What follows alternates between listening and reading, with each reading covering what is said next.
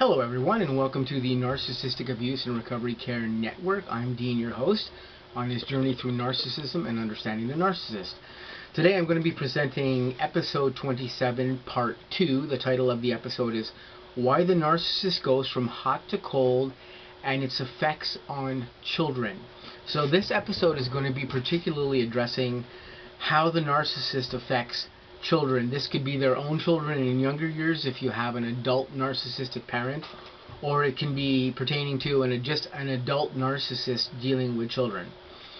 So let's just say off the bat here that when you're dealing with children in their formative years, between the ages of 2 and 10, which is when their brains are developing and stuff, any type of narcissistic trauma thrust upon a child in this way is the most adverse thing you can possibly do with a child.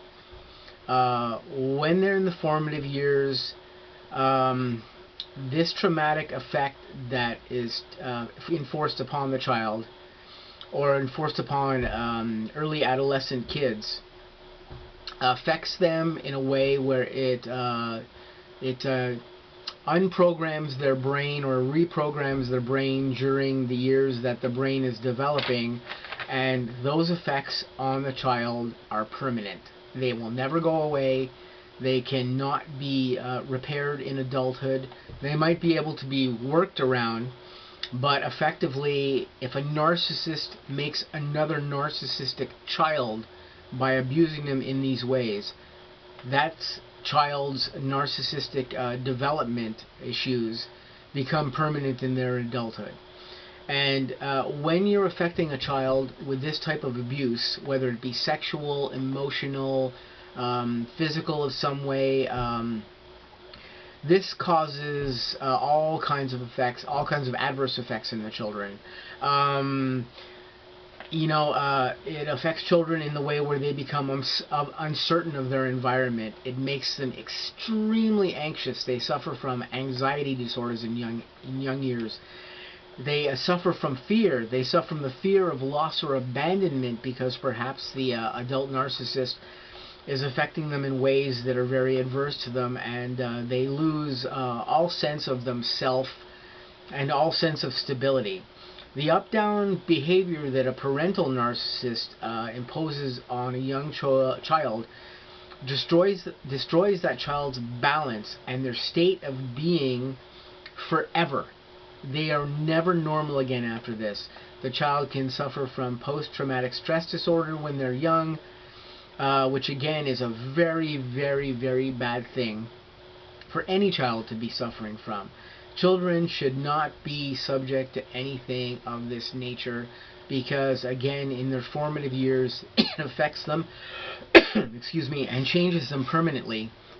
And their brains, because they're in developmental stages here, they cannot deal with the imbalance of things that go on with them. Again, like I've discussed in the previous episode 27 video, it affects dopamine levels in the child's brain, oxytocin levels in the child's brain, other hormonal chemical levels within the child that just cause them to be in an almost complete state of unbalance.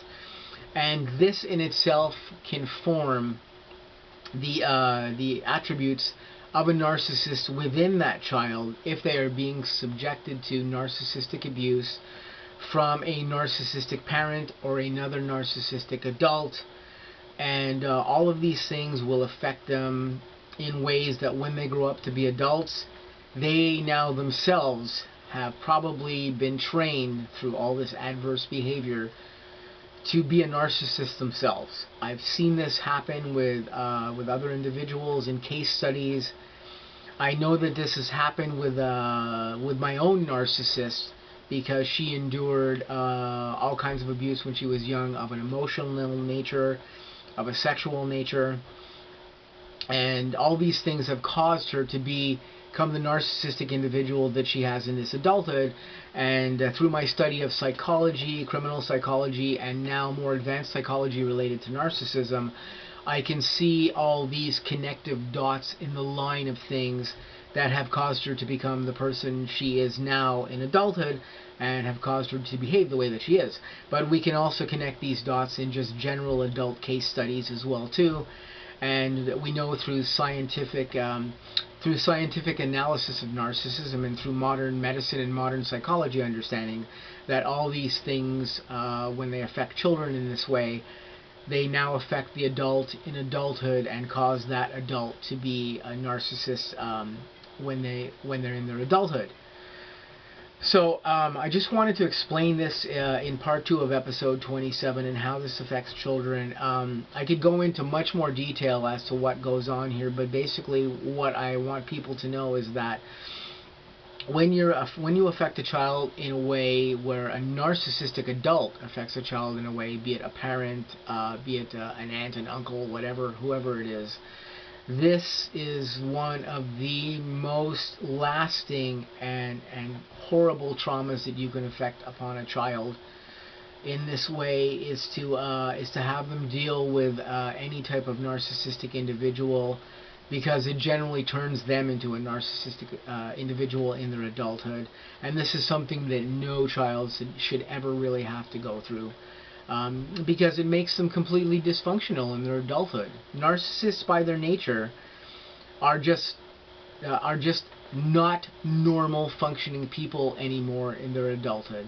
Their brains have been rewired through years of abuse, and they no longer can function like every other normal person who has never endured narcissistic abuse or emotional abuse or any abuse of any nature.